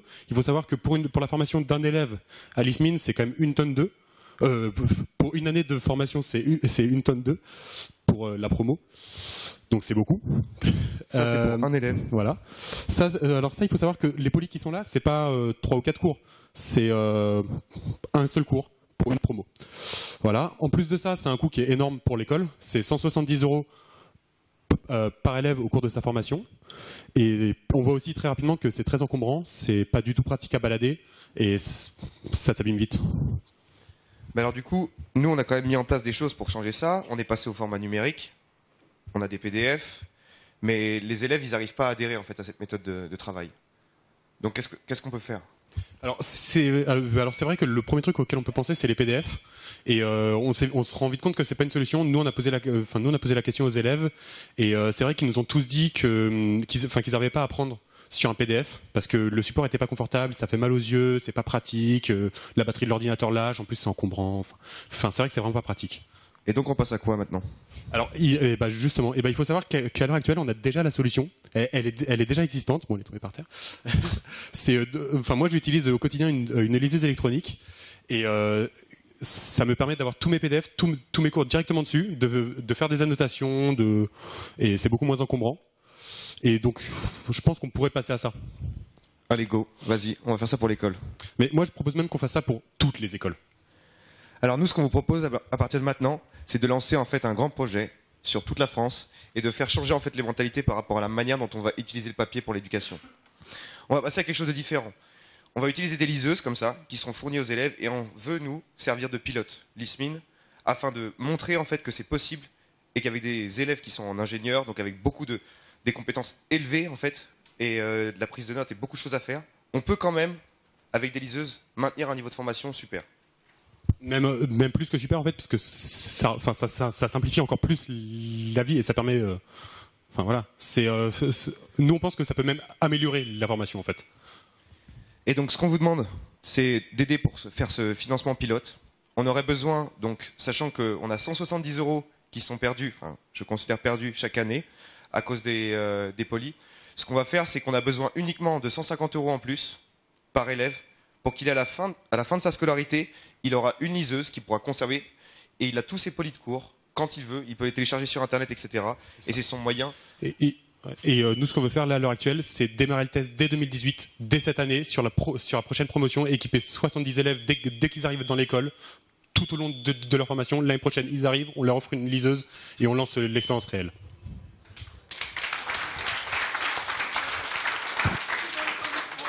Là, on les garde. Alors, une question derrière et... Bravo pour cette idée, pour cette initiative. Moi, je trouve même que, je comprends pas pourquoi on l'a pas eu avant. On a bien lancé les ordinateurs pour les collégiens, donc pourquoi pas les liseuses pour les étudiants, voire même plus tôt. Donc, bravo. Après, faut mettre en œuvre effectivement. Il y avait un petit bémol, c'était la prise de notes en fait. Et maintenant, c'est possible. Les technologies sont pas trop chères en fait pour pouvoir prendre des notes sur sa liseuse. Moi, j'ai pas compris. C'est quoi votre projet? Parce que les liseuses, ça existe. Les liseuses, ça existe. D'acheter des liseuses pour toute une promo, j'imagine que c'est au niveau de l'école. Le directeur décide d'eux. Après, c'est bien aux élèves de décider ce qu'ils veulent faire. Donc, j'arrive pas à voir c'est quoi votre valeur ajoutée. Alors en fait, ce qu'il faut savoir, du coup, c'est qu'effectivement la technologie, elle existe déjà. Nous, en fait, on s'est placé, vraiment en mode intrapreneurial. Qu'est-ce qu'on peut faire pour améliorer l'école? C'était ça notre objectif au départ, parce qu'on voit qu'il y a des choses qui sont très bien. Il y a aussi des choses qui sont pas encore parfaites, et ça notamment, c'en est une. Et moi, nous quatre, c'est un sujet qui nous tenait vraiment à cœur. Et c'est pour ça qu'on essaie en fait de vraiment faire bouger l'école à ce niveau-là et même toutes les écoles. Ce qu'on veut vraiment en fait, c'est créer un modèle, montrer que c'est possible. Nous, on cherche vraiment pas dans l'histoire à créer une boîte, à créer un produit ou quoi. On veut lancer une mode en fait. On veut voilà. D'accord, c'est pas une boîte. Donc c'est pas de modèle économique.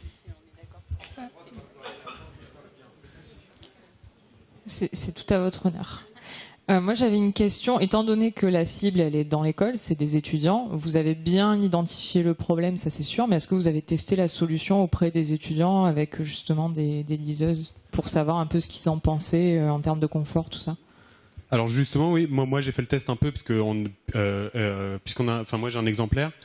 Alors plus petit, qui est beaucoup moins performant que ce qu'on veut, que ce qu'on veut proposer au niveau du confort visuel, et c'est assez unanime.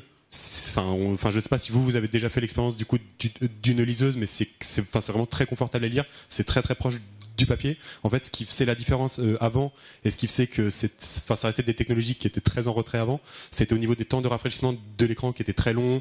C'était aussi la résolution était pas folle et qui permettait du coup pas, par exemple, de prendre des notes de manière manuscrite dessus, au fil de la lecture.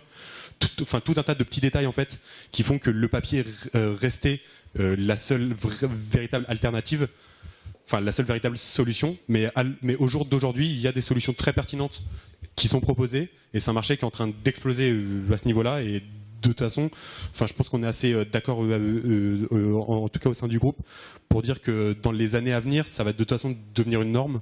Et nous, ce qu'on veut, c'est se placer en tant qu'acteur de ce changement, en fait. J'ai une petite question. Bon, c'est un peu un joke, hein, mais il y a une révolution culturelle dans votre projet. C'est comment on va tricher bien.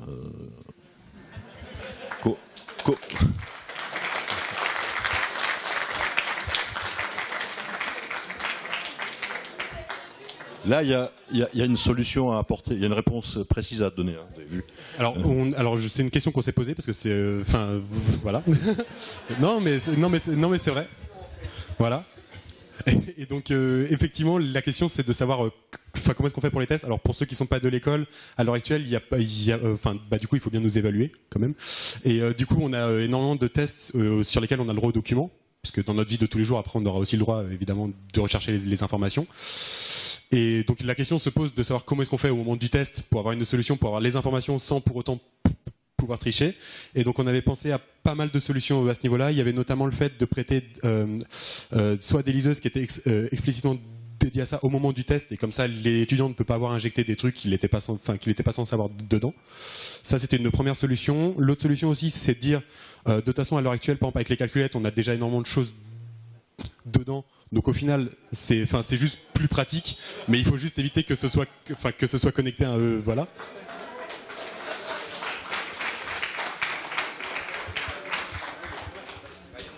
Et du coup, dans l'idée, c'était juste de dire, on a l'adresse MAC de toutes les liseuses qui est rattachée à l'identifiant de l'élève, et il suffit au moment du test de tracer qui se connecte, et voilà. Merci. Alors, vous pouvez descendre avec tout votre matériel. Donc, il nous reste encore 2 projets à voir. Donc, le suivant.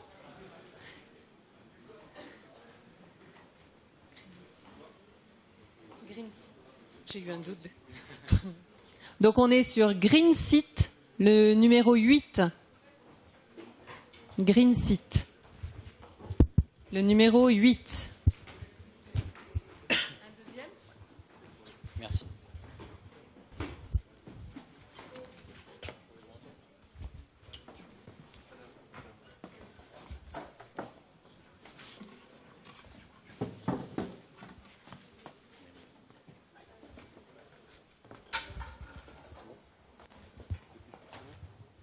Bonjour à tous. Pour commencer, je vais vous poser une petite question. Est-ce que vous avez déjà pris l'avion ? Chaque jour, c'est 100 000 vols qui prennent le départ de nos aéroports avec à leur bord 10 millions de passagers. Pour un trajet, en moyenne, on estime la consommation de carburant à 50 tonnes de kérosène. Par jour, ça équivaut à 5 millions de tonnes et par an, c'est près de 2 milliards de tonnes qui sont utilisées. Une partie de ce carburant est également utilisée pour alimenter les différents appareils électriques présents dans l'avion. Ce que vous ne savez pas encore, c'est que vous pouvez être la source d'énergie de ces appareils. En effet, le corps humain dégage en permanence une chaleur thermique. Cette chaleur correspond, convertie en puissance électrique, à 100 watts. Cela permet par exemple d'alimenter 2 téléviseurs continuellement. Donc pourquoi ne pas utiliser cette énergie ? Et nous avons la solution. Avec le siège Greenseat, nous convertissons la chaleur du corps humain en une énergie électrique. Mais alors, comment fonctionne notre système ? Nous utilisons une différence de température entre une source chaude et une source froide. La source chaude est située au-dessus du siège, dont la chaleur provient du corps du passager. Et la source froide, en dessous du siège, est à la température de la cabine de l'avion. Cette différence de température génère un courant électrique qui permettrait, d'une puissance d'environ 4 watts, qui permettrait d'alimenter différents dispositifs électriques, comme des lampes ou les écrans individuels des voyageurs. En parallèle, plusieurs batteries sont placées judicieusement dans l'avion pour stocker l'énergie supplémentaire, l'énergie électrique supplémentaire. afin de le redistribuer selon les besoins des passagers. Ainsi, les passagers peuvent participer passivement à la production énergétique de l'avion pour réduire la consommation en kérosène et pour une énergie propre et renouvelable. Mais aujourd'hui, sur le marché, personne n'utilise cette énergie qui est gaspillée. Cette énergie qui est dissipée par chaque être humain, par sa chaleur corporelle de vous tous, vous comme moi. Alors que cette énergie pourrait être utilisée pour faire quelque chose de vert, qui pourrait permettre aux compagnies aériennes d'économiser de l'argent. Nous sommes aujourd'hui 8 élèves ingénieurs à travailler sur ce projet et nous avons estimé pour les ressources nécessaires pour faire aboutir notre recherche à un besoin financier de 65 000 €. Mais aujourd'hui, nous sommes en face de vous, surtout pour faire connaître notre projet, le faire connaître et aussi pour trouver du soutien et l'aide nécessaire pour aboutir à ce projet. Imaginez une application future où des personnes à mobilité réduite, par exemple, pourraient utiliser notre siège Green Seat afin d'augmenter l'autonomie de leur fauteuil roulant et pouvoir aller toujours plus loin. Toute l'équipe Green Seat vous remercie pour votre attention et vous souhaite une bonne continuation.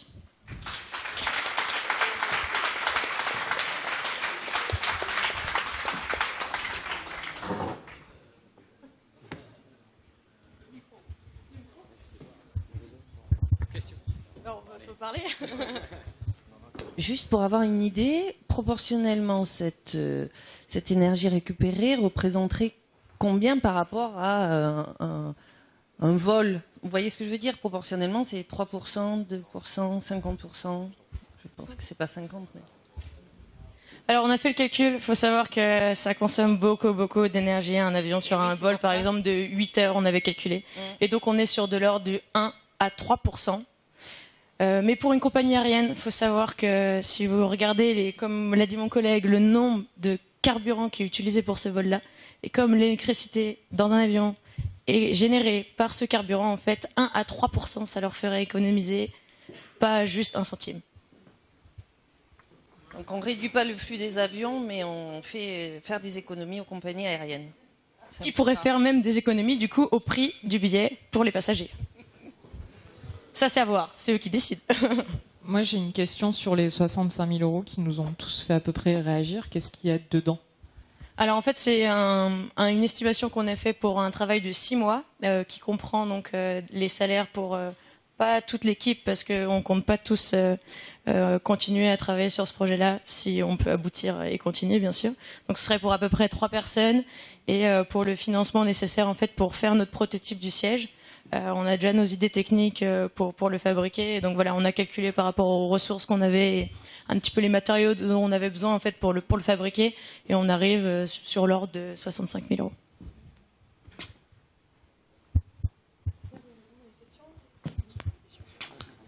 Ma question est combien de temps faut-il rester assis pour amortir la solution? Amortir la solution, c'est-à-dire par rapport au coût que ça... Écoutez, on a regardé un petit peu les... Non, mais il n'y a pas de problème parce qu'on a regardé un petit peu les prix des sièges aujourd'hui. Donc, ce serait plus pour des sièges en classe économique.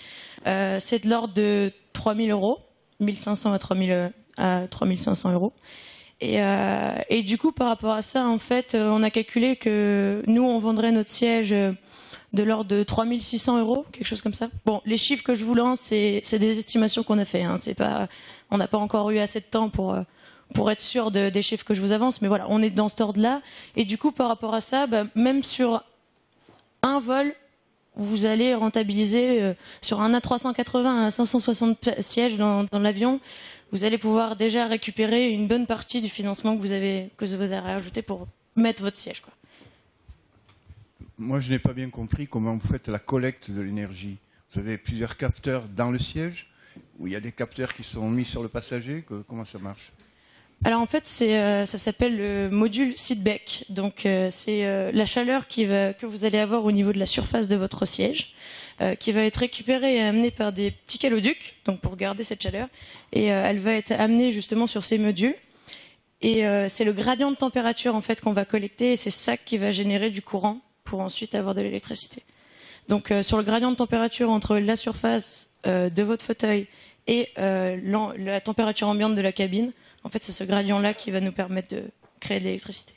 Jusqu'à 100 watts par personne. On ne récupère pas 100 watts du tout. Hein. Ah bon? Ouais, on récupère 4 watts. Mais oui, c'est pour ça, il était indiqué 100 watts. 100 watts au tout début, et après mon collègue vous a dit qu'on pouvait récupérer, nous, avec notre système, 4 watts.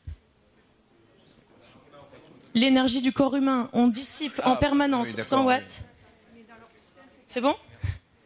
En permanence. Et le système permet de récupérer seulement 4 watts. Vous avez testé auprès de potentiels utilisateurs, genre, moi par exemple, je prends l'avion, s'ils acceptent ou pas que leur énergie soit exploitée par la compagnie aérienne, parce que c'est presque moi qui devrais être payé si c'est mon énergie. Écoutez, on n'a pas demandé aux gens. Moi, je me suis posé la question. On s'est tous posé la question. On n'a pas demandé aux autres. Mais est-ce que vous allez le savoir même? Je sais pas. Pour moi, à partir du moment où vous vous asseyez et que vous avez toujours le même confort sur votre siège, ouais, on vous arnaque un petit peu. On récupère votre énergie à vous, mais je pense qu'on se fait arnaquer pour beaucoup de choses et on ne sait pas toujours quand ça arrive. Tu veux parler? Et juste pour finir, c'est surtout qu'aujourd'hui, en fait, inconsciemment, même en voyageant, vous pourrez aider la planète. Et donc, c'est ça qui est à retenir, en fait. Oui. Merci pour ce mot final. On vous laisse repartir. Merci bien. Ah ouais, je me retrouve avec 2 micros. Alors, pour le dernier projet, en fait, qui est présenté, c'est Phytolite. Phytolite, c'est le numéro 5. Et on va finir avec ce projet. Alors, Phytolite, c'est bon? Ok, malade, tu passes... Ouais, ça va le faire. C'est bon? Ça a eu le temps de... Oui, oui, hein? oui. Un deuxième micro? Pour Maxime. Allez. Vous pouvez aller vous installer le temps qu'il finalise le...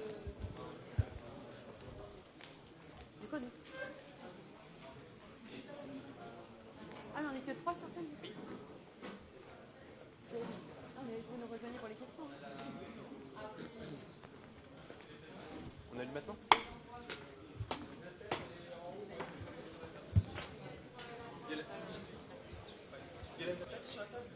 Yes. Elle est fonctionnelle, non? Oui. À mon avis, elle est juste pas allumée.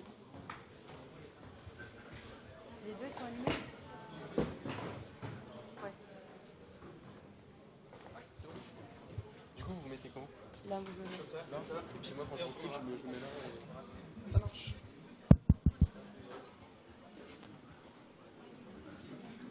Quand je veux.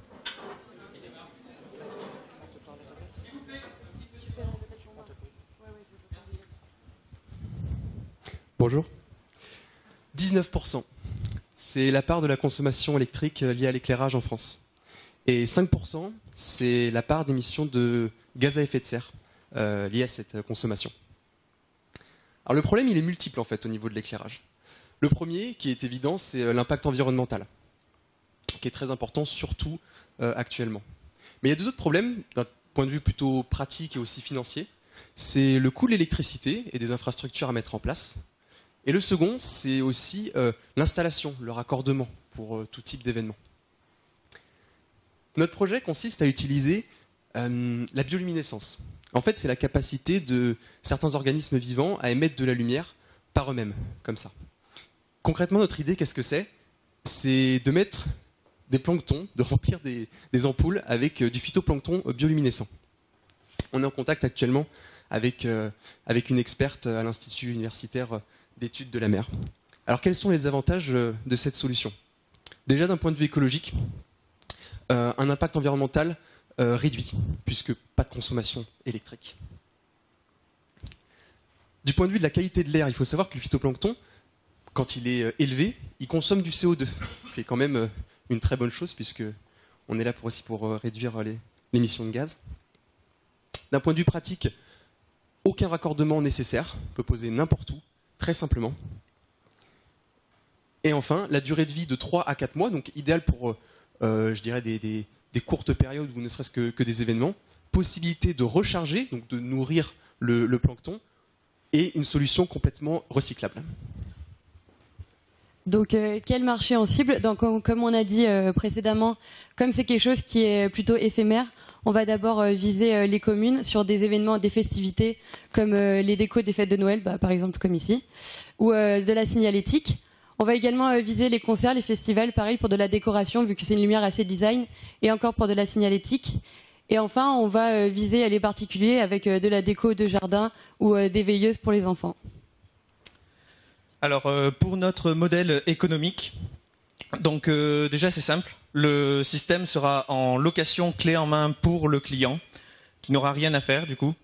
Les coûts, alors notre coût de départ, 500 € pour 1 mètre cube de solution, soit 2000 ampoules bioluminescentes. Au total, il nous faudra 50 000 € pour lancer la start-up, en comprenant donc plusieurs cuves qui seront installées sur les toits des bâtiments, par exemple, parce qu'ils ont besoin de la lumière du soleil. Et au final, une fois que les premières cuves seront lancées, seulement 55 € pour produire les mètres cubes suivants de solution. Pour la partie marketing, nous utiliserons les réseaux sociaux qui sont pour nous aujourd'hui un atout essentiel pour communiquer et pour présenter le produit. Donc on l'a déjà fait avec la ville de Gardanne, donc on a présenté notre projet via Twitter à la ville de Gardanne.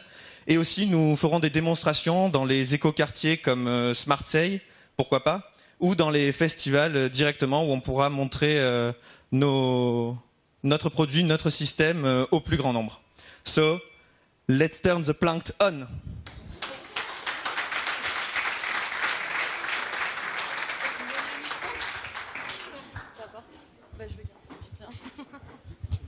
Alors, une question par ici. Est-ce que vous avez... Est-ce que vous avez regardé la concurrence? Oui, on a regardé. Alors, il y a une entreprise qui s'est lancée là-dedans, qui s'appelle Glowy, et qui fait à peu près la même chose. Alors, ce qu'il faut savoir, c'est que Glowy a en fait un objectif un peu différent. Déjà, ils n'utilisent pas du phytoplancton, ils utilisent des gènes de calamars qu'ils implantent dans des bactéries. C'est un peu différent. Mais en fait, leur objectif, c'est surtout sur la durabilité. Nous, ce qu'on vise, c'est des ampoules pour des événements, par exemple, ou tout ce qui est spectacle lumière, courte durée. Tandis que Glowy, ils visent des vitrines, peut-être des lampadaires dans les villes, quelque chose de beaucoup plus durable. Donc leur solution est pas du tout la même. Pas forcément possibilité de recharger ou quoi que ce soit. C'est vraiment, ils essaient de faire un produit complet et maintenable très longtemps.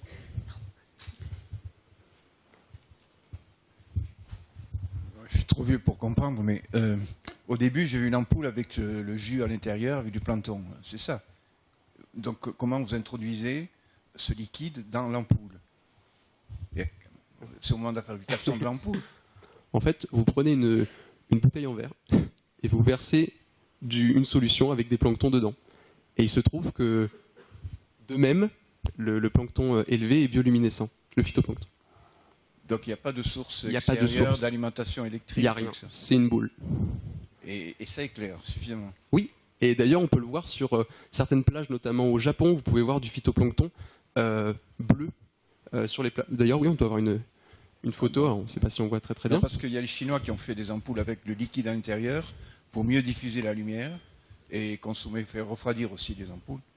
Mais, donc là, vous n'utilisez pas des ampoules traditionnelles, vous avez ce sont des récipients transparents dans lesquels vous mettez le plancton et vous le renouvelez à peu près 2 ou 3 mois. C'est tout à fait ça. Alors après, pour la capacité justement d'éclairage, c'est nettement réduit par rapport à ce qu'on peut faire aujourd'hui, hein, ça faut le savoir. Mais disons que ça donne un aspect plus doux. J'ai une question sur la durabilité, justement. Si c'est très éphémère, enfin, si c'est éphémère, oui, il doit y avoir un système de récupération pour pas polluer, sinon c'est pas écologique, du coup.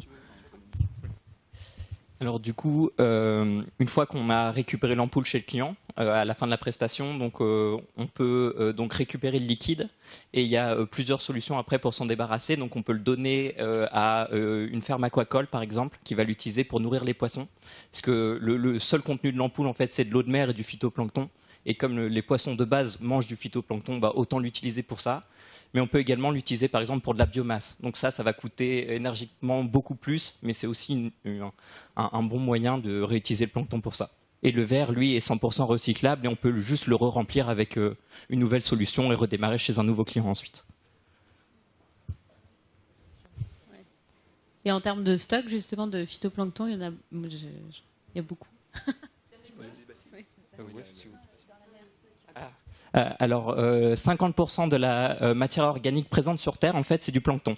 Donc, globalement, si on prend 2 cellules du vivant dans cette salle, enfin, pas dans cette salle, mais sur Terre, 1 sur 2, ce sera du plancton. Pas dans cette salle, oui. On peut être un peu du mot. Et du coup, en plus, il va continuer à se reproduire de lui-même, en fait, une fois qu'il sera dans l'ampoule. Et le processus de reproduction ne s'arrête jamais. Donc, même une fois chez le client, il va continuer à progresser et l'ampoule sera de plus en plus lumineuse au fil du temps. Vous intervenez pas du tout sur enfin, vous mettez juste du plancton et de l'eau de mer. Vous les modifiez pas, il n'y a pas d'intervention, Non, pas de manipulation génétique, rien. Donc vous êtes hyper facile à copier. Si on veut.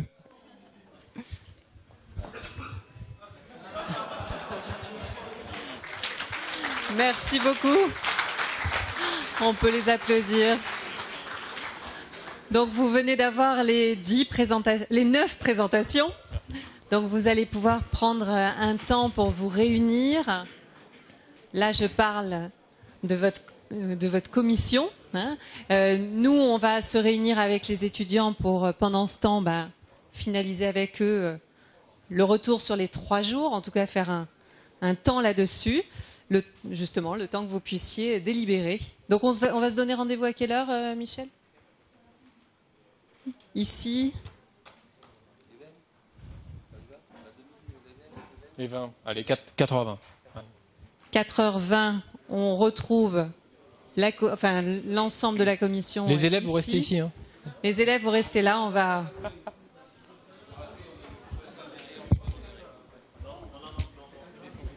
Est-ce qu'on se met à côté, Olivier? Est-ce qu'on se met dans la salle à côté parce que...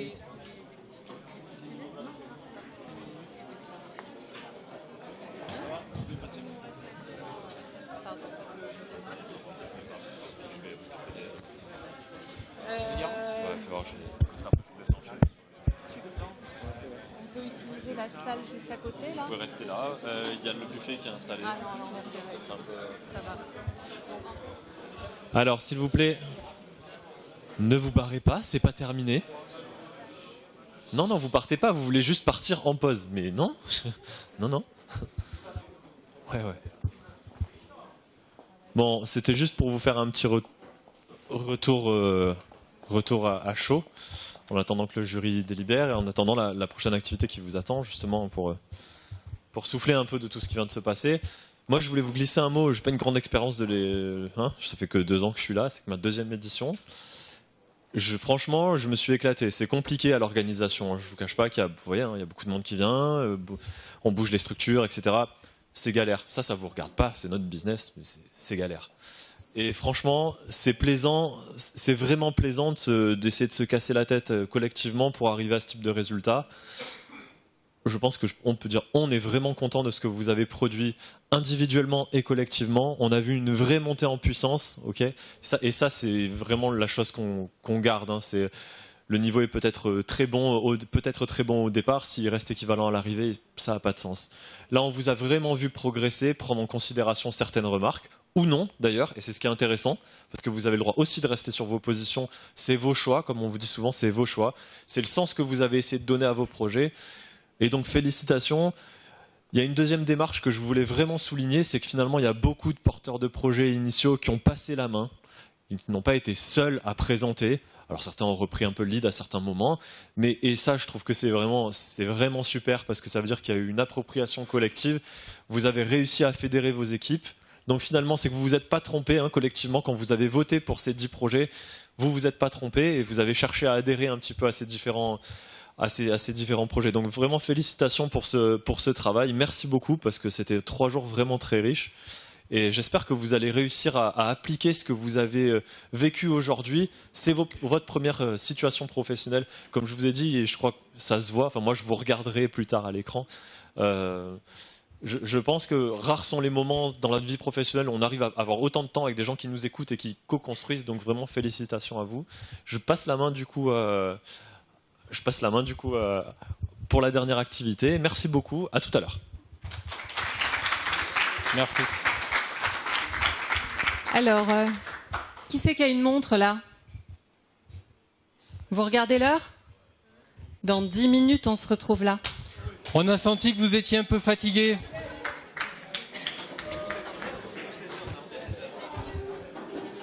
À 57 dans la salle. Merci.